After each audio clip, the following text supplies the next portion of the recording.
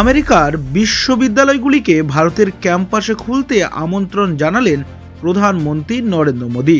White হাউসে Donald ট্রাম্পের সঙ্গে বৈঠকে তিনি শিক্ষাক্ষেত্রে ভারত মার্কিন সহযোগিতা জোরদারের ওপর গুরুত্ব দেন।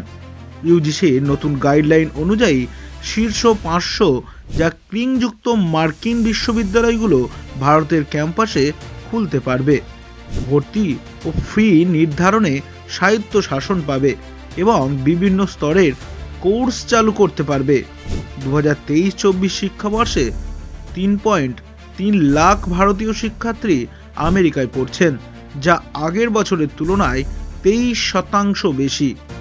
এই সংখ্যা কমাতেই এবার পড়ুয়াদের ঘরের মাটিতে মার্কিন বিশ্ববিদ্যালয়কে ডাকছেন প্রধানমন্ত্রী।